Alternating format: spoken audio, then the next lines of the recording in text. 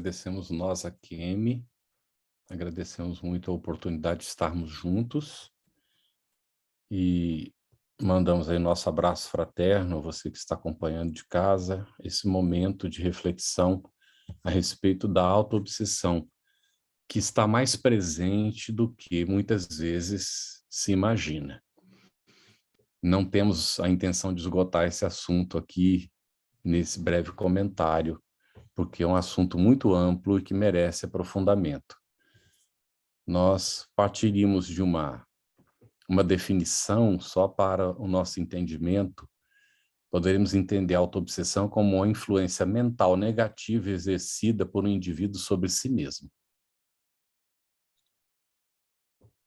A cura da autoobsessão depende da mudança do teor mental e da disposição de ânimo do indivíduo na busca da reconstituição dos seus passos para o acerto do seu rumo evolutivo. Então, a autoobsessão, ela tem implicações com o atraso da nossa evolução espiritual. Origem, que a gente poderia colocar da autoobsessão. Maus hábitos que são cultivados ao longo do tempo e que aparecem, às vezes, de maneira desapercebida e que vão se desenvolvendo. Muito especialmente mesquinhez, avareza, egocentrismo, naturalmente, o ódio cultivado e a insistência no desejo de vingança, que às vezes cultivamos no passado, hoje não estão presentes, mas marcaram a gente lá atrás e de vez em quando aparecem os seus reflexos. Situações marcantes do passado que são cristalizadas e manifestadas como traumas psicológicos e muitas vezes até como personalidade múltipla. Os remorsos que se intensificam no decorrer do tempo e também os sentimentos e pensamentos desequilibrados. Tudo isso pode gerar a autoobsessão. Consequências. É muito difícil que uma pessoa fique autoobsidiada sozinha por muito tempo. Uma consequência quase imediata é a atração de espíritos desequilibrados que vibram na mesma faixa, porque há muito espírito autoobsidiado por aí. E eles sentem uma sintonia com aqueles que estão causando essa situação de autoobsessão, e aí nós vemos uma espécie de simbiose por afinidade, e muitas vezes de difícil solução. Então há uma produção da obsessão em função da autoobsessão, gerando esses processos simbióticos. Também tem como consequência a geração de enfermidades mentais, inclusive físicas. A esquizofrenia, nos processos mais graves, a licantropia, a alvoidização e todo tipo de enfermidade física que aparece, normalmente são consequência de autoobsessão. A renúncia aos potenciais de desenvolvimento e crescimento espiritual durante o processo. Essa é uma outra consequência e ela está casadíssima com a autoobsessão. Normalmente o indivíduo paralisa o seu processo evolutivo no processo de autoobsessão. Vamos citar alguns casos de autoobsessão para que a gente possa entender. E aí a gente pode fazer alguma correlação. Nós temos em Libertação, no capítulo 11, naquele caso do investigador de polícia, quem leu vai se lembrar, né?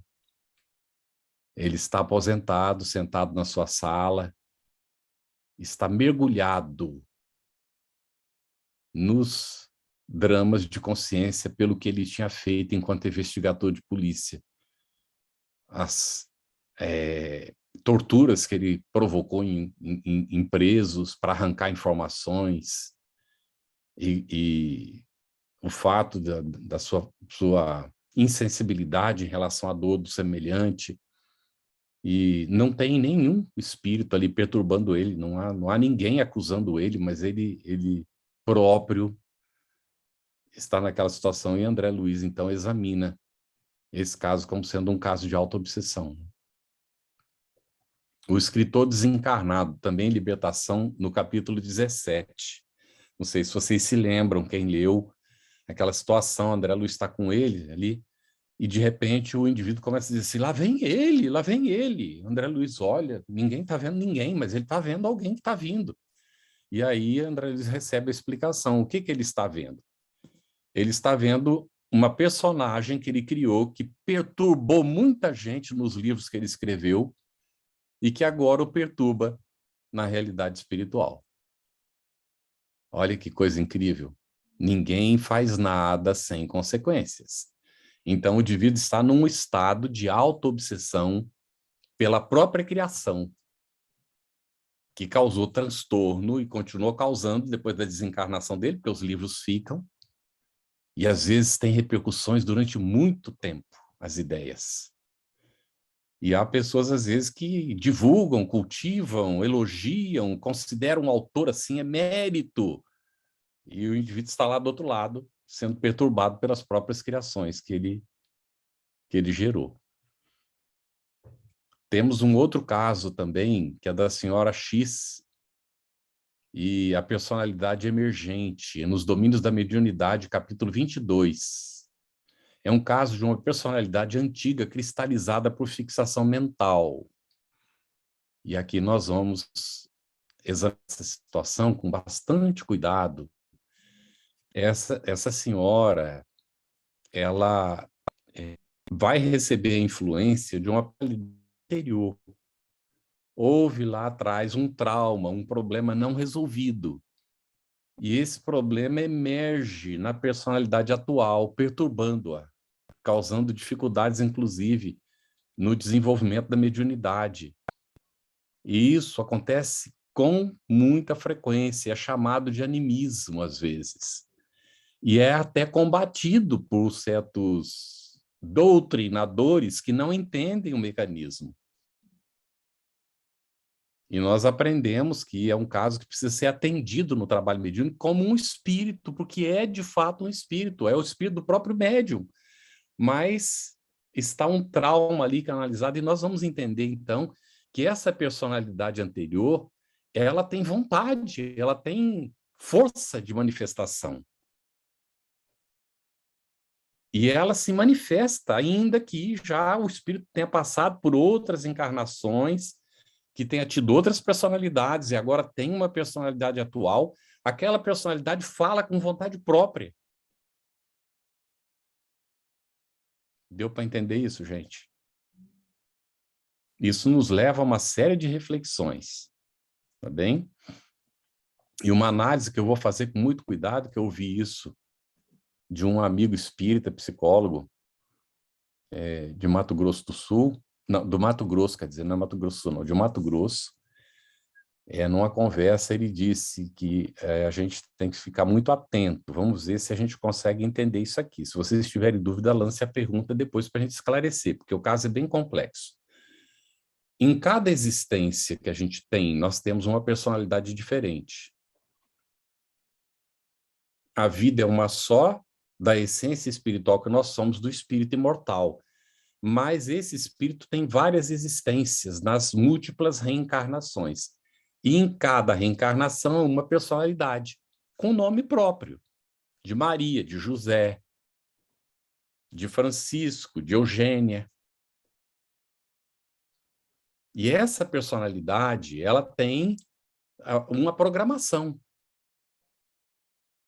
E ela tem uma função. A função da personalidade é servir à essência espiritual que nós somos. Mas muitas vezes a personalidade extrapola e vive em função de si mesma, naquele processo que é chamado de egocentrismo. E nessa situação, o indivíduo, naquela personalidade, causa dificuldades para si mesmo, gera pendências que vão acompanhar a essência espiritual para outras encarnações.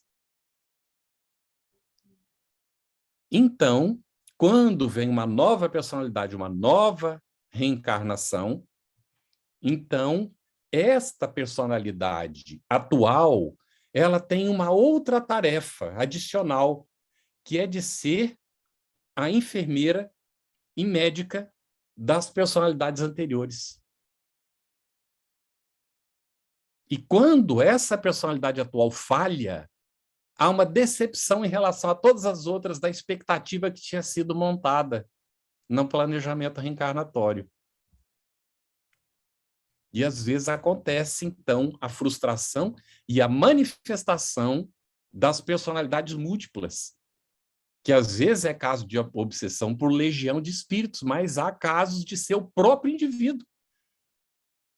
A própria essência conflituada em função das múltiplas personalidades que começa a se manifestar por frustração da personalidade atual não estar cumprindo a função que havia assumido. Deu para entender, gente? É um caso complexo de autoobsessão.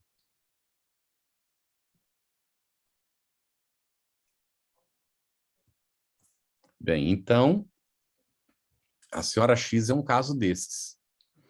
Se é atendido no trabalho mediúnico e a questão é esclarecida, é encaminhada, é resolvida, ótimo. Inclusive, se a pessoa tem um compromisso com a mediunidade, ela fica liberada daquele processo anterior para dar, então, sequência ao seu trabalho mediúnico, ao seu desenvolvimento, à sua educação. Mas se aquele trauma não é resolvido, ele vai recorrentemente se manifestar. Tá bem? Bom, o caso de ovoidização agora, que está em libertação no capítulo 6. É um caso de ódio intenso que é ali descrito. O espírito se centra numa monoideia de vingança, de desforço, e ele vai se anulando progressivamente naquela ideia fixa de perseguir aquela pessoa. Então começa a perder a sua conformação perispiritual e se torna um ovoide, acoplado à vítima agora da situação, que é o que passa a ser obsidiado pelo ovoide, vinculado mentalmente ao indivíduo. Às vezes, esses espíritos obsessores, treinados, técnicos em magnetização, retiram aquele espírito e o acoplam a outros indivíduos, naquele processo de ovoidização para a vampirização de outros indivíduos. Conhece o caso de Margarida, no livro Libertação? Vários ovoides haviam sido colocados. Não é? Muito bem. Tem o caso de Cláudio Nogueira, em Sexo e Destino, no capítulo 6. É um caso de possessão partilhada, de parceiros do vício. Vocês se lembram que André Luiz está ali, André Luiz não é visto. Os espíritos vibram numa faixa tão materializada que não percebe André Luiz. Quando entra Cláudio Nogueira do trabalho, cansado do trabalho, ele vai para o barzinho. A gente, às vezes, não sabe o significado do barzinho dentro de casa, né? Então, vamos lá. O barzinho com uísque, aquela coisa toda, e ele vai para tomar o trago. E na hora que ele vai, tem dois obsessores lá, se acopla, garganta a garganta, e toma por ele. Aí o outro se aproxima, eu também quero. Ele vai e serve uma segunda dose. E aí é o outro espírito, no mesmo processo, que toma. E aí ele serve uma terceira dose, agora para ele mesmo. Mas ali é descrito, explicado para André Luiz, que o Cláudio Nogueira está muito satisfeito com seus obsessores. Ele gosta. Ele tem satisfação. São parceiros do vício. E vai ter consequências, naturalmente, tudo isso, porque não são só parceiros do vício do álcool, também da sexualidade desorientada. Então, aí nós vemos como um processo de autoobsessão, que o indivíduo acaba recorrendo, então, ao subterfúgio da fuga pela droga, nesse caso é o álcool, não é? Que não deixa de ser uma droga, quando o indivíduo não sabe fazer uso, aquela coisa toda, e que leva, então, a esse estado, que a gente disse, muito dificilmente o indivíduo fica sozinho, logo, logo ele atrai parceiros. Esse é um exemplo, tá bem? Bom, nós sugerimos, não vamos entrar em detalhes aqui, que a gente quer abrir, né, para participação, conversa com vocês por mais tempo, então nós só estamos fazendo uma introdução do assunto. Nós sugerimos ler Obsessão e Suas Máscaras, de Marlene Severino Nobre. Tá bem? Especialmente o capítulo 4, quando ela examina vários casos de André Luiz, alguns nós citamos aqui, em que ela os classifica em vários tipos de obsessão. A obsessão anímica e a obsessão espiritual. Então, vale a pena examinar. Normalmente, a obsessão anímica são casos de auto-obsessão. Tá bem? Bom, vamos falar um pouquinho da cura para ter uma visão mais ou menos do conjunto. A cura, ela depende da extrema modificação mental para o bem do próprio indivíduo. É preciso que ele realmente se conscientize e tome uma decisão de mudança. E com Cláudio Nogueira acontece. Se a gente não leu, vale a pena ler Sexo e Destino para ver. Vai acontecer com ele. E como a espiritualidade trabalha, o indivíduo que era um perseguidor num momento, um desequilibrado, não é? O espírito inferior ali vai acordar e é convidado a ajudar em seguida. E ele passa a fazer o auxílio. Tá bem? Então, é preciso essa mudança de propósitos, não é? De intenções, e sintonizar a mente, não na autopiedade, mas não no desejo de vingança, de perseguição de outros, ou do gozo fácil no campo material. Realmente é uma mudança mental, vibratória. E é preciso uma fé renovadora dentro disso. A fé, no seu amplo sentido, é uma palavrinha tão pequenininha, com 2 letras, e tem um amplo significado. Se nós vamos ler o Evangelho de Jesus com atenção, nós vamos ver que a fé não é simplesmente sinônimo de crença, mas não é mesmo. Esse é um dos aspectos. E é um dos aspectos que ele não é tão presente como as pessoas forçam para que ele seja. Porque muitas vezes se deixa de observar os outros sentidos, os outros significados da palavra, por causa dessa viciação de entender isso simplesmente como crença. Então, a fé renovadora, que vai ser aquela confiança em Deus, em primeiro lugar, a confiança na assistência espiritual, a confiança em si mesmo.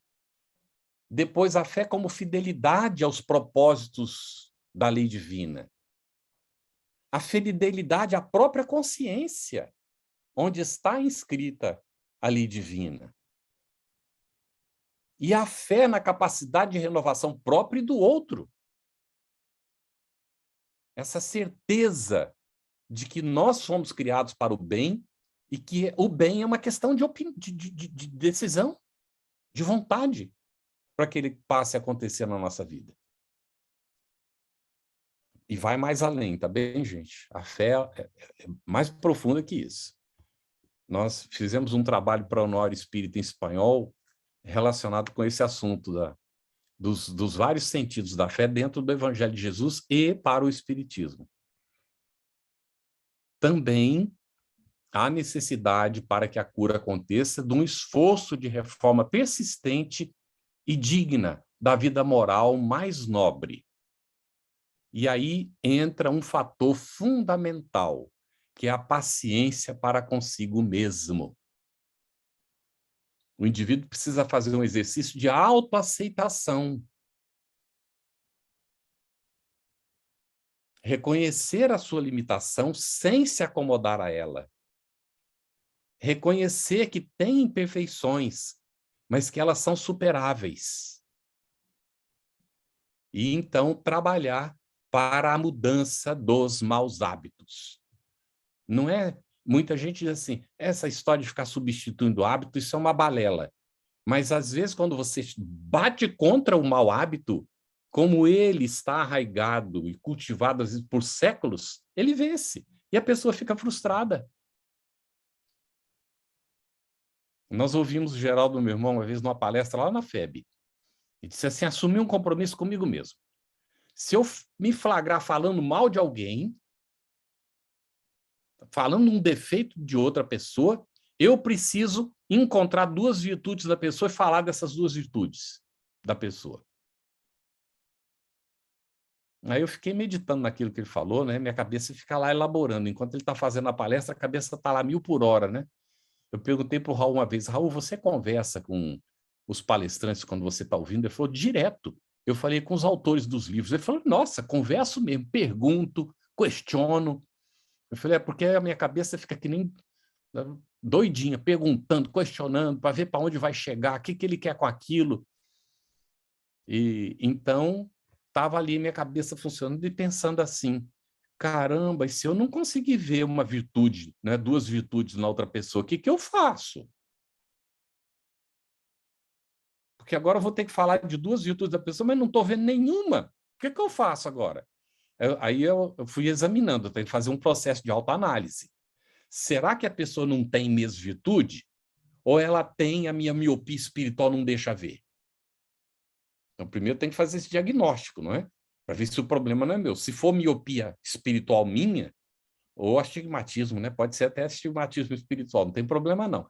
Mas é um problema de visão espiritual meu. Eu preciso trabalhar esse negócio para poder ver as qualidades da pessoa.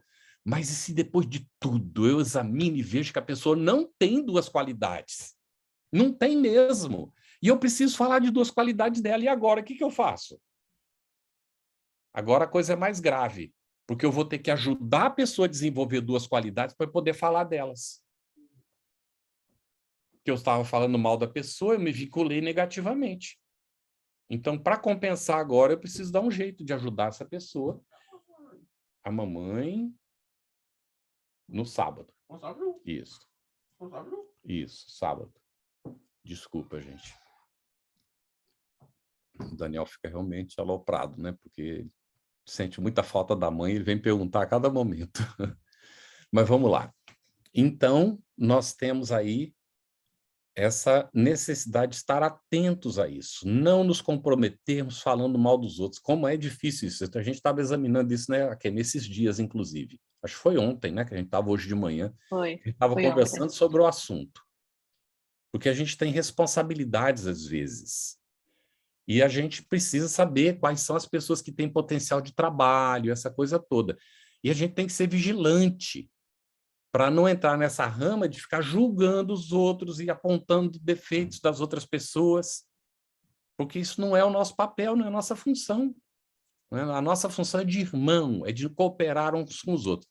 E nem sempre, por causa dos vícios do passado, a gente nem sempre consegue fazer isso, porque é muito fácil derrapar e partir para outra rama que é muito mais fácil, né? Muito mais fácil ver os defeitos e ficar apontando os defeitos dos outros. Mas aí nós temos um outro fator para a cura, é saber do fator espelhismo da psicologia. Se alguma coisa te incomoda na outra pessoa, é porque tem repercussão dentro de você, porque senão não incomodaria. Então, normalmente, o defeito que eu vejo no outro é alguma coisa que eu não resolvi ainda dentro de mim. Quando nós descobrimos isso, ajuda muito, porque quando a gente percebe alguma coisa no outro que está incomodando a gente vai fazer autoanálise pensando, nossa, olha o que eu preciso mudar ainda, olha aí. E é um fator fundamental para sair da autoobsessão. Bem? Então, mudanças dos nossos maus hábitos, equilíbrio de sentimentos e pensamentos são fatores fundamentais dentro desse esforço de reforma persistente. E cultivar diretrizes superiores. Cuidado com isso, viu, gente? Porque às vezes a gente faz um planejamento tão difícil de cumprir que a gente fica frustrado. Então, nós temos que conhecer a nossa limitação. Eu não posso tomar por base, posso me espelhar e ter como modelo um companheiro de jornada, como Divaldo, como Chico Xavier, como Francisco de Assis, como Madre Teresa de Calcutá, mas eu não posso ter a pretensão de fazer como eles fazem, ainda não. Ou como eles fizeram, porque senão a gente fica frustrado, aguardando fazer a obra que todo mundo vai ver. Cuidado, será que está por trás disso qual tipo de interesse de fato? Porque às vezes a gente se auto-engana. E ao invés de seguir o modelo para a gente ir construindo progressivamente, a gente fica frustrado e diz, mas eu sou assim mesmo, não vai dar mesmo, não. É bobagem esse negócio, sabe? E aí desiste. Às vezes o nosso compromisso é com a nossa família, é com um grupo lá, né, do centro espírita que a gente precisa frequentar ali normalmente, naquela atividade, que não vai ter uma projeção, que ninguém vai ficar sabendo. Então, muito cuidado com essas coisas, não é? Porque as diretrizes superiores não são aquelas coisas mirabolantes que a gente vai realizar daqui a 10 encarnações, não. Diretriz superior é ser bom pai de família, boa mãe de família. É ajudar os nossos filhos a se superarem nas suas dificuldades. É ter amizade sincera pelas pessoas. De repente, uma diretriz superior é saber aceitar os outros como eles são, sem crítica. Cada um precisa examinar qual é. E olha que a gente, se cumprir o que nós programamos no mundo espiritual, mas eu não lembro.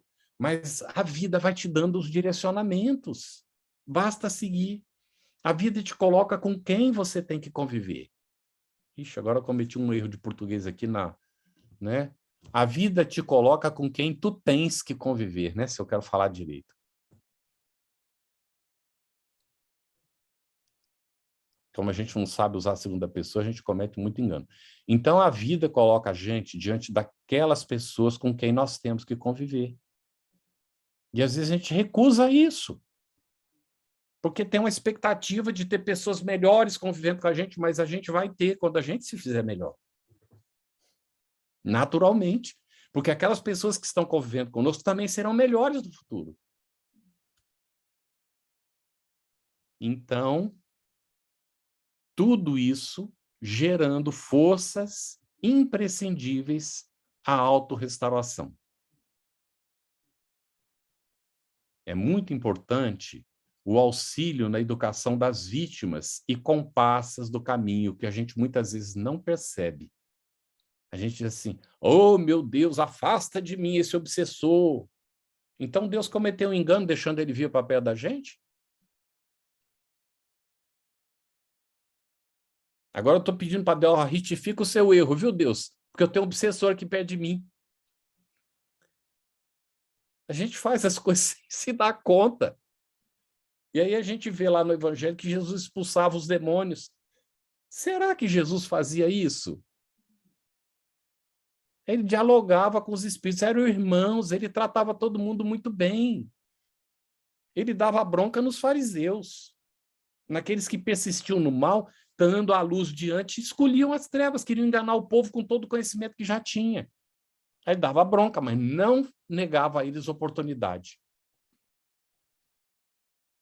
Então, Jesus dialogava com os espíritos.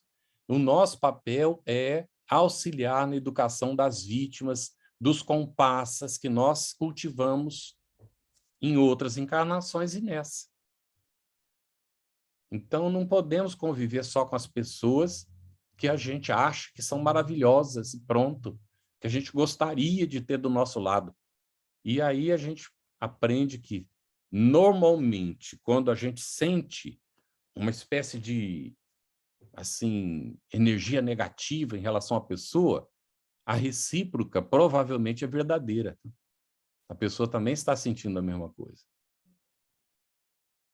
Então, a gente vai aprendendo que é preciso fazer alguma coisa positiva na primeira oportunidade que a gente tiver, não para agradar a pessoa. Porque isso não é preciso, mas porque aquela pessoa é nossa irmã. É alguém que merece o nosso esforço. E aí, nós vamos encaminhar para uma conclusão, para abrir aqui para a nossa conversa.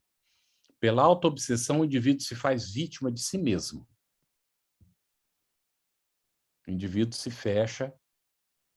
Normalmente, há um processo de autopiedade dentro desse processo, de julgamento de incapacidade de solução da dificuldade.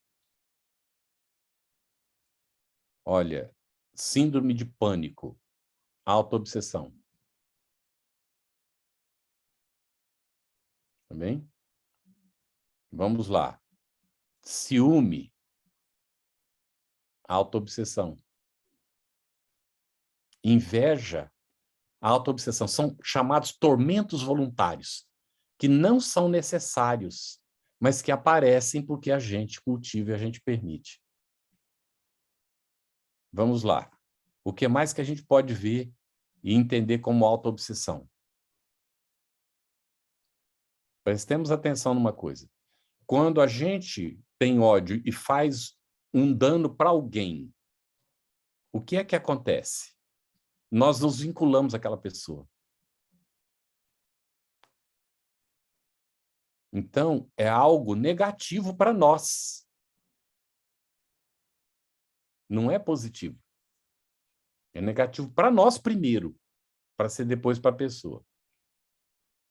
Então, quando a gente tem um pensamento negativo em relação a alguém, vamos descrever o processo, para a gente ver como é que a gente se auto-obsidia e se prejudica sem a gente se dar conta. Então, eu estou aqui, tem uma pessoa que eu me lembro que me fez alguma coisa, eu tenho uma raiva dessa pessoa, eu emito uma energia negativa contra ela naquele processo de raiva. Só que antes dessa energia sair, é um pensamento meu, não é? Visita todos os trilhões de células que eu tenho e dá um banho de energia negativa na minha organização física e perispiritual. E depois sai de mim e vai para o outro. Eu não me auto-prejudiquei primeiro, antes de mandar a energia para o outro? Aí a energia vai lá para o outro. Chega lá o indivíduo, ele, numa hipótese que vai ser muito boa para nós, ele está orando, ele cultiva bons hábitos, ele faz o bem para o próximo. Então, a minha energia negativa chega lá e encontra uma barreira natural. Ela não penetra a barreira e volta para mim. Me dá um segundo banho de energia negativa. Olha só, estou recebendo de volta o que eu fiz, porque o indivíduo não merecia receber aquilo. Agora, vamos dizer que o indivíduo ele não tem o hábito da oração, ele também está vibrando, e naquele momento que eu mandei a minha energia, chegou, ele lembrou de mim e pensou aquele crápula, então ele recebeu aquele banho de energia negativa que eu mandei, gerou um pensamento negativo, que também vai dar outro banho nele, de energia negativa, e ele manda aquilo tudo contra mim. Aí a minha energia que eu tinha mandado está voltando carregada com a energia negativa dele.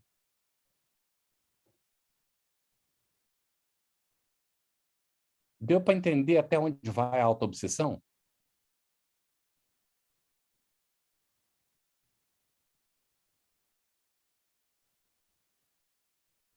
Depois a gente fica espantado por que aparece o câncer. Por que a gente tem as disfunções na organização física? Pode ter certeza que não é sem necessidade. E é uma consequência de alguma coisa que foi desencadeada em algum momento por nós. Então, é pela libertação de nós mesmos que nós vamos reconquistar essa capacidade de equilíbrio e de realizar o bem para o nosso semelhante, né? E a gente vai entendendo que quando a gente vibra positivo, a recíproca é verdadeira. Porque antes da nossa energia positiva chegar, ela dá um banho nas nossas células de renovação. E aí, quando chega essa energia numa pessoa, não é? Que a gente teve raiva, que a gente conseguiu reverter, e essa pessoa não merece. Olha como a sabedoria divina é maravilhosa. O anjo da guarda dessa criatura pega essa energia e acumula ela. para ser usada para esse indivíduo quando ele tiver condição de receber. Olha que coisa maravilhosa. Agora, se essa pessoa ela tem o hábito da oração, ela faz o bem, a nossa energia positiva chega nela, ela recebe aquilo e manda de volta a energia, a gente recebe o segundo banho de energia positiva maravilhosa. Tudo bem, gente? E vamos aí abrir para as perguntas, se vocês Isso, quiserem, obrigada, vamos Carlos, pela conversar. reflexão. Isso. Norma, por favor. Carlos, a Rosana está perguntando qual é o livro que você comentou do caso da senhora X. Você pode repetir, por favor? Isso. A senhora X, ela está nos domínios da mediunidade. Ok. No caso de uma pessoa, essa pergunta não aparece o nome. No caso de uma pessoa ser de um sexo e querer ser de outro, poderá ser a influência do que foi em outra encarnação? Pode sim. Não necessariamente. A gente pode tomar isso como um caso, como uma regra, digamos assim, para todos os casos. Mas pode sim ser. Vem pela influência de uma personalidade anterior e a pessoa não está aceitando a personalidade atual. Então, ela pode ter tido uma vida em que ela considerou que foi satisfatória naquela outra personalidade e gostaria de recuperar. Às vezes, inclusive, no campo do vício, né, que cultivou daquela forma e tal, e que gostaria de repetir. Mas isso varia muito, né, gente? Nem sempre vai ser isso. E cada caso é um caso diferente, e não nos cabe julgar de forma nenhuma, porque cada um tem a liberdade de fazer as suas escolhas, de tomar suas decisões, e cada um arca com as consequências daquilo que faz. Eu vou citar uma situação, sem dar nome, naturalmente, de um rapaz já desencarnado hoje, e que no final da existência, ele no processo final de AIDS na época, ele sabia que ele ia desencarnar, ele estava se encaminhando para a desencarnação, e ele foi assistido por uma pessoa espírita. Ele estava abandonado simplesmente no hospital, ninguém dava atenção para ele, nenhum familiar, ninguém. E essa pessoa espírita passou a visitá-lo com frequência e o tomou como um irmão mesmo, sem nenhum ânimo de que se ele se tornasse espírita. Mas como ele recebia essas visitas frequentes, ele começou a perguntar, a querer saber, e foi se esclarecendo devagarinho. E quis ler, conhecer o espiritismo.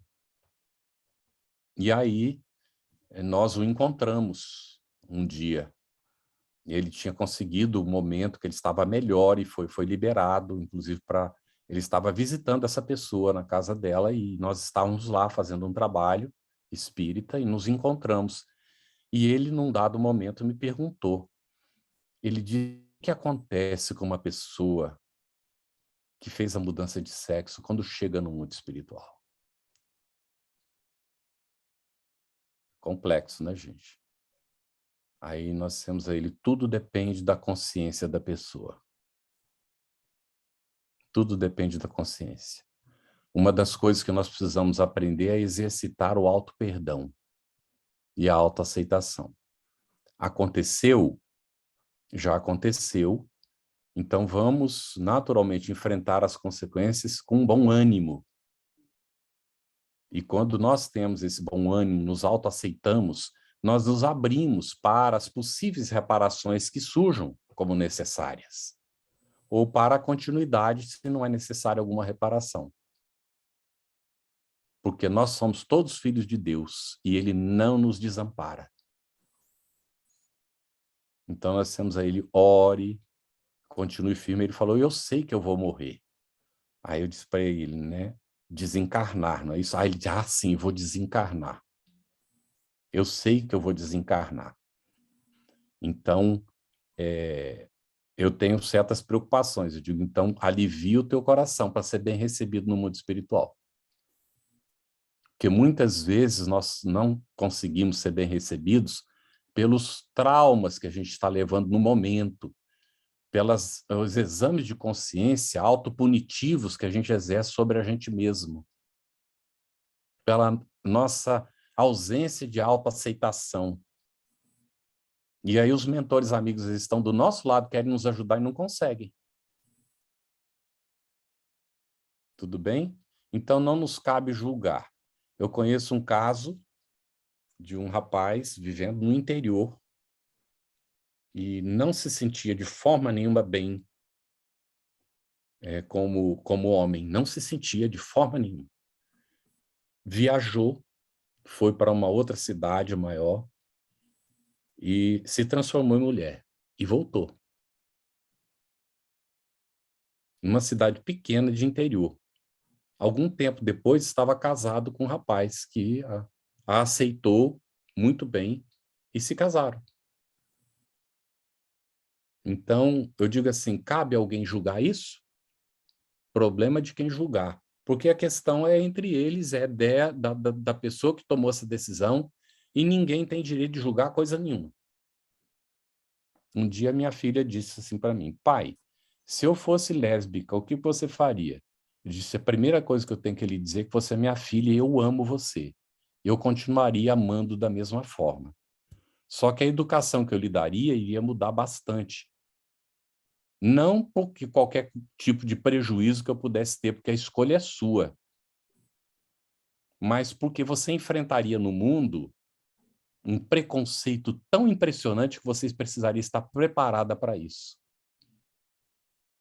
Aí ela disse assim, bom, pai, fica tranquilo. Eu não é esse o meu caso. Aí eu falei assim, não, mas eu não estou intranquilo, eu continuo tranquilo do mesmo jeito. Não é? Me pergunta, a esquizofrenia e a autoobsessão estão relacionados? Há uma relação bem íntima.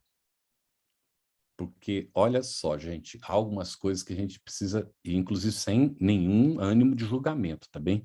Eu levei um susto quando eu fui examinar o assunto. Eu já desconfiava de alguma coisa por algumas leituras, mas quando eu li Manuel Filomeno de Miranda, que o Alzheimer era loucura. E a minha sogra estava com Alzheimer na época. E eu levei um susto quando aquilo foi uma constatação para mim, eu fiquei assustado com aquilo. E aí, o que acontece? A loucura é a autoobsessão, vocês sabiam disso? Então, o Alzheimer é a autoobsessão. E eu ouvi depois o Divaldo uma vez num comentário dizendo que o Alzheimer é uma questão de escolha. Que a pessoa pode escolher não ter o Alzheimer. Aí a gente não cabe julgar ninguém. Vejam que tudo que a gente está colocando não cabe julgamento. Cada situação é uma situação específica. No entanto, para o nosso próprio uso. Não é? Então, esquizofrenia está vinculado com autoobsessão, com toda certeza. Como síndrome de pânico, que a gente já citou aqui. Tá? Carlos, a Rita pergunta, o alcoolismo pode estar relacionado a alguma pendência de uma personalidade anterior do indivíduo que pode ter sido alcoólatra em vidas passadas? Pode. Inclusive, a gente já elastece, uma pessoa que foi suicida no passado tem uma tendência a repetir o mesmo equívoco. Está bem? E é uma tendência que aparentemente é até instintiva. Porque ela brota de maneira espontânea nas ocasiões em que surge a oportunidade que foi usada no passado para o suicídio. E o álcool realmente vem, não é, como um hábito que foi desenvolvido lá atrás, e a tendência é a repetição. Então é preciso esforço para superar. E ainda tem uns detalhes que a gente precisa examinar aí, que é uma tendência genética. Quando na família, porque há mudança genética, tá? O indivíduo, ele causa essa influência, depois ele tem filhos e transfere isso geneticamente. Então, há indivíduos que, lógico, que vai reencarnar, porque já teve o problema lá no passado, e agora precisa vencer, então terá a tendência da organização física empurrando o indivíduo para o vício, que ele precisa vencer. Então, não tem nada errado dentro da lei divina, tá bem? Mas pode haver um impulso, inclusive genético, no sentido de impulsionar o indivíduo para a bebida. A ansiedade também seria uma auto-obsessão? Com certeza. Com toda certeza. Porque a gente permite, ainda que a gente fique ansioso em função de uma aproximação espiritual negativa, a gente poderá não ficar ansioso com aquela aproximação, numa outra circunstância. Porque é uma escolha. Ansiedade é questão de escolha. Então, é processo autoobsessivo. Carlos, boa noite. Por gentileza, gostaria de saber se a doença autoimune seria um resultado de uma autoobsessão? Se sim, há alguma obra espírita que fale sobre isso que poderia me indicar?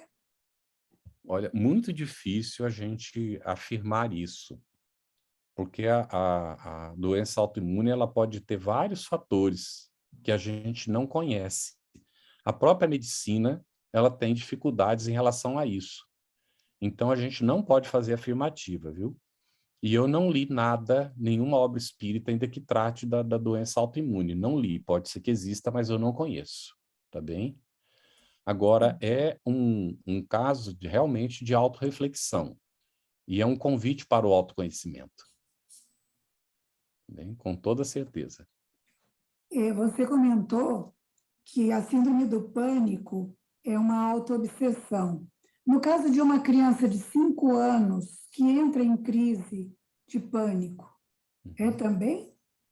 Com toda certeza. É um espírito milenar, já viveu outras encarnações, está se manifestando aos 5 anos, aquilo que ficou registrado lá no passado. Então, a gente não gera essas coisas somente nessa encarnação, a gente traz já de outras muitas vezes. E a autoobsessão, às vezes, desde o berço. Tem mais perguntas aqui. A influência exercida pelos espíritos pode alterar o que foi determinado no planejamento reencarnatório? Se nós permitirmos, sim. Então, eles não têm o poder de alterar nada sem a nossa permissão. E como é que a gente permite? Se entregando à preguiça. A preguiça é um caso de autoobsessão, gente. Olha que coisa incrível. O indivíduo tem a chance de fazer as coisas, mas ele escolhe se acomodar. Está perdendo a chance, perdendo a oportunidade, atrasando o processo evolutivo. E vicia. A preguiça vicia.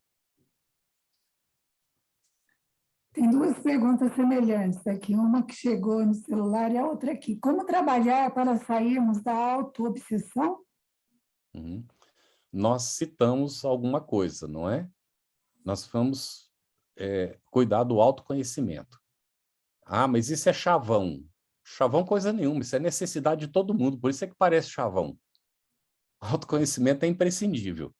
Então, quer sair do estado autoobsessivo, é preciso se autoconhecer. E se autoaceitar. É tão interessante, muitos problemas não são resolvidos porque a gente não admite que eles existem. Então, 50% do problema pode estar resolvido quando a gente admite que aquele problema está ali presente. E a partir de agora, que eu admito que ele existe, o que é que eu vou fazer para, então, encaminhar para a solução daquela problemática? Então, é fundamental nós trabalharmos o autoconhecimento, trabalharmos a autoaceitação, nós, então, traçarmos um planejamento de coisas que sejam factíveis para nós, não querer realizar de uma hora para outra uma transformação repentina que a gente não dá conta. Então, é preciso ir devagarinho, trabalhando aquilo que a gente já pode trabalhar, ter paciência. Então, às vezes, eu até comento isso, porque de fato acontece. Eu vou lá na frente do espelho e digo assim, Carlos Campetti, outra vez. Depois de tudo, De novo. Aí eu lembro de Jesus falando, raça de víboras, até quando vos suportarei? Aí eu olho e digo assim, víbora, até quando vou te suportar? Aí eu lembro assim, mas a víbora é astuta. A gente tem que ser astuto como a víbora. Opa, ela também tem qualidades, poxa. Então deixa eu ver aqui, o que tem de bom nisso aqui? Deu para entender, gente? Que a gente às vezes se autorrecrimina. Autoobsessão. Ficar se autorrecriminando pelas coisas é autoobsessão.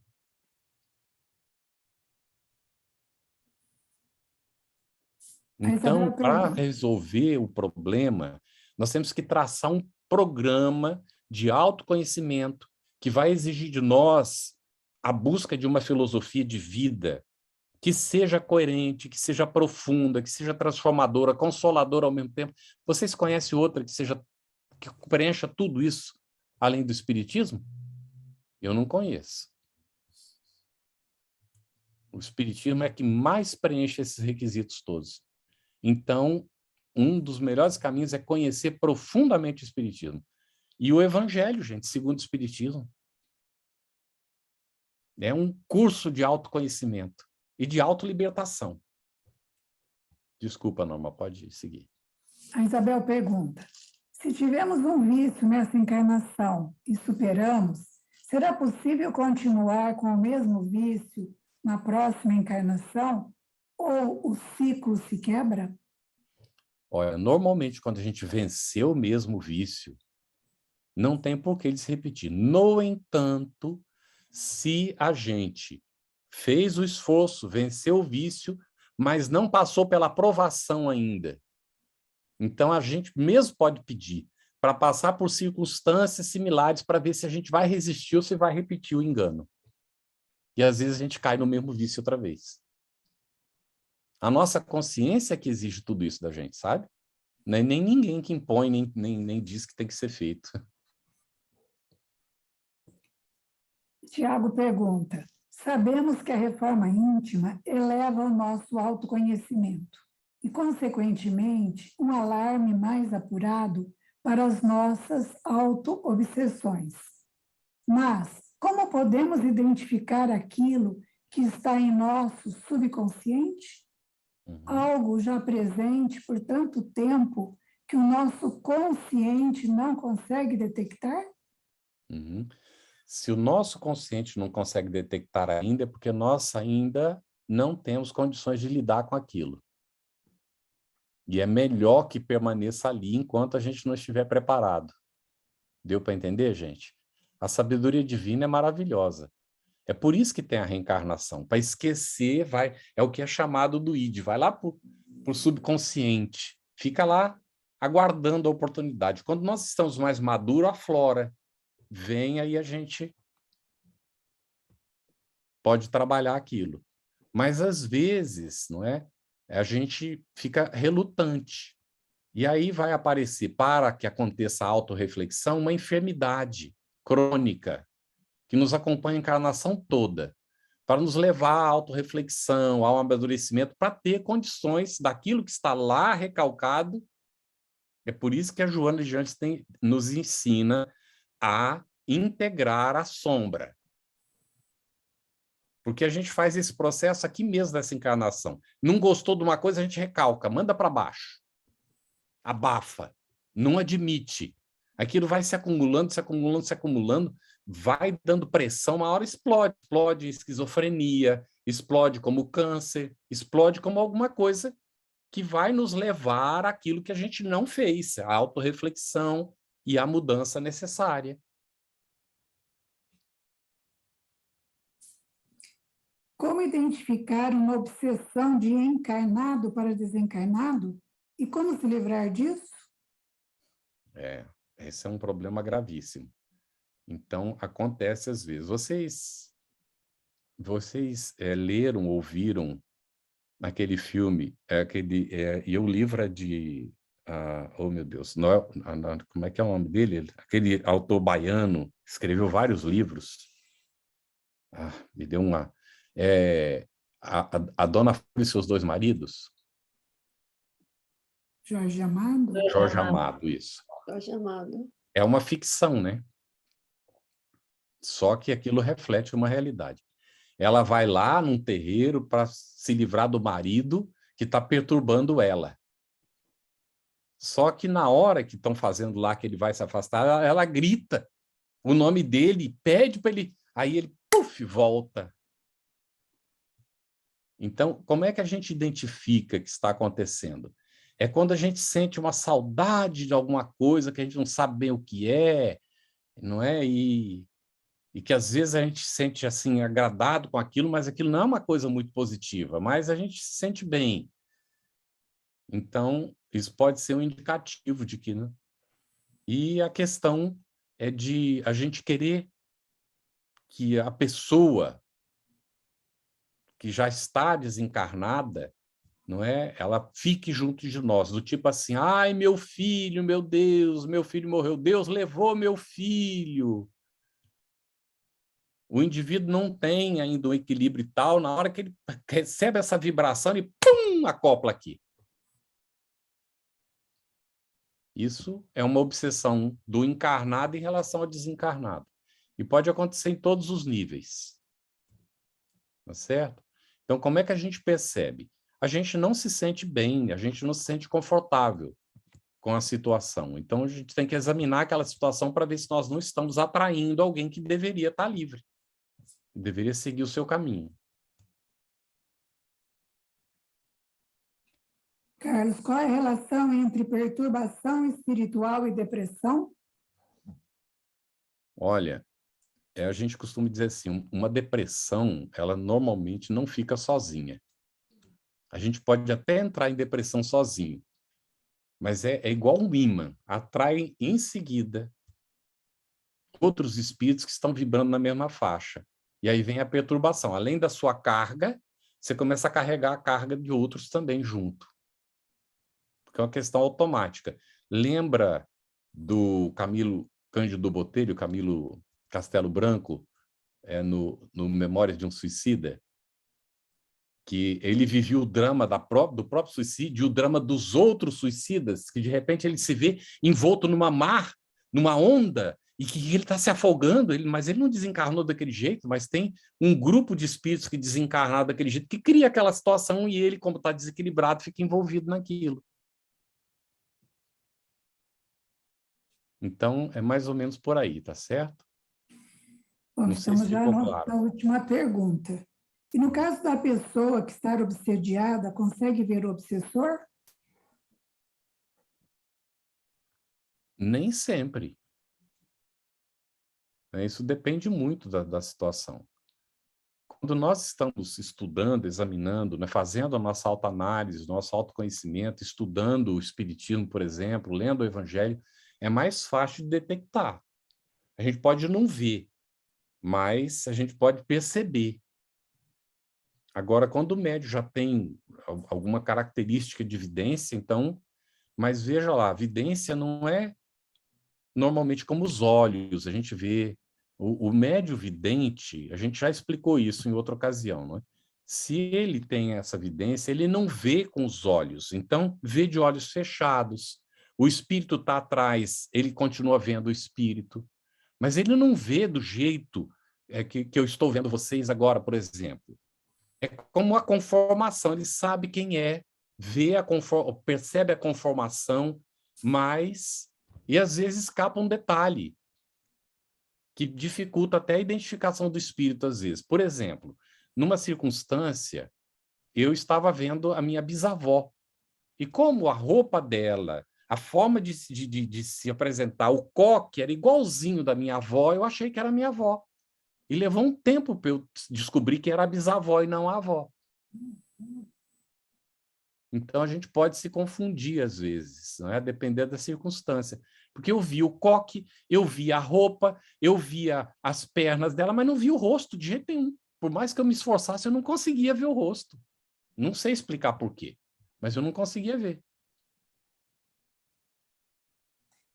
Chegaram mais duas perguntas aqui. Tem uma amiga que tem muita tristeza e saudade da mãe que faleceu há 8 anos. Isso seria negativo? Como aliviar?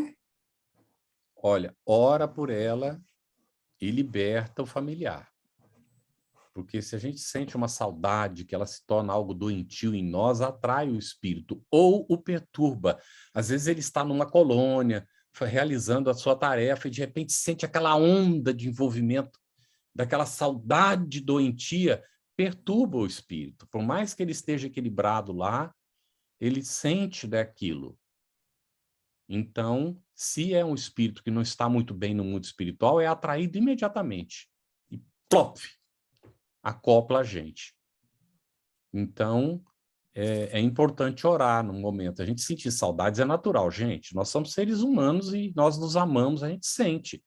É a mesma situação, não é? Na desencarnação, às vezes tem gente que diz assim, o espírita não deve chorar. Mas como não? A gente sente uma saudade tremenda, a ausência do espírito, né? Ainda que o corpo esteja sendo velado ali, mas a gente já sente, né, aquela separação. Então, pode vir as lágrimas involuntariamente aos olhos. E pode ser que não, depende. Eu vi um senhor, com a desencarnação da esposa, ele não verteu uma lágrima e consolava quem estava chorando. Ele dizia, ela não está morta, ela segue viva. Não é? Então, fique tranquilo, você não precisa sentir pesar por ela, porque ela está bem, eu sei que ela está bem. Então, ele consolava as pessoas que estavam chorando, às vezes eram, né, nem eram familiares, mas naquele clima, mas era uma situação equilibrada, ele não estava, né? Então, tudo depende muito. E é importante que a gente não cultive essa saudade, viu? É natural sentir a ausência, sentir o meu pai, por exemplo, desencarnou faz algum tempo. De vez em quando eu sinto. Vem aquela saudade. Aí, sabe o que acontece muitas vezes? Quando a gente tem aquela saudade, ou a gente lembra, é porque a pessoa está do lado. O espírito está do nosso lado. Então, quando eu sinto isso, eu abro a minha percepção e às vezes eu consigo identificá-lo ali do meu lado. Aí sei que ele está ali por alguma razão, procuro saber por que ele está ali e oro, e depois aquilo passa, vai e fica tranquilo. Sei que ele está bem, nós tivemos já notícias disso, eu percebo assim, né? Então, a gente tem que ter essa tranquilidade e não cultivar essa saudade doentia. Porque a pessoa, o espírito, ele vai seguir o seu ritmo, a sua vida. E a gente não pode interferir com isso, não é nosso direito. Então, é lógico, a gente sentir saudade é natural, mas muitas vezes, inclusive, essa saudade é porque o espírito se aproximou. Se ela se torna uma saudade possessiva e doentia, o espírito, ele então se afasta. Ele vai embora para não provocar aquilo na gente. Porque um espírito que ama a gente, vê que a gente está ficando perturbado com a presença, com a saudade doentia, então ele evita de vir. Deu para entender, gente? Deu. Tem mais duas, pode ser? As duas últimas. A Kênia que sabe o tempo. Pode ser a Kênia. Carlos. De quem que... Deixa eu É ver do de quem são as Rafa. perguntas. É da Rita. A do Rafa pode fazer. O da Rita você pode deixar, que Carlos fala com ela depois. Carlos, em casos de autoobsessão bem avançados, como os que levam à demência, há ainda algo que se possa fazer na encarnação presente? Sempre há o que se possa fazer.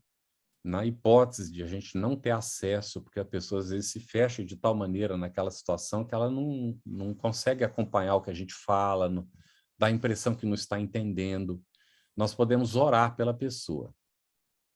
E uma pessoa, se é um familiar nosso num estado desse, a gente convive com a pessoa, então nós podemos usar a mesma técnica que a gente usa com as crianças. Ao dormir, o espírito se desprende do corpo. Então a gente vai lá, não é? E tem pessoa que combina. Quando você dormir, eu irei falar com você. Você continuará dormindo, está bem? Não vai acordar. Então a gente chega e diz assim, bem suavemente, né? Fulano, eu vou agora conversar com você, mas você continuará dormindo, não vai despertar. E aí tem a conversa. Você pode falar do seu carinho, do seu amor, né, do seu desejo, de que a pessoa pode sair da situação se ela desejar, de que ela vai ter o apoio se ela fizer o esforço, de que ela pode dominar essa situação, que está no arbítrio dela, que ela precisa ter confiança em si mesma, que ela não é culpada, que ela é um ser filho de Deus, que pode superar o problema. Deu para entender? Então, e orar sempre, pedir auxílio aos benfeitores amigos. Todo mundo tem um anjo da guarda. Então, a gente orar pelo anjo da guarda, porque ele vai estar acumulando essas energias positivas para o momento que houver uma abertura, utilizar em favor daquele ser querido da gente. Bem?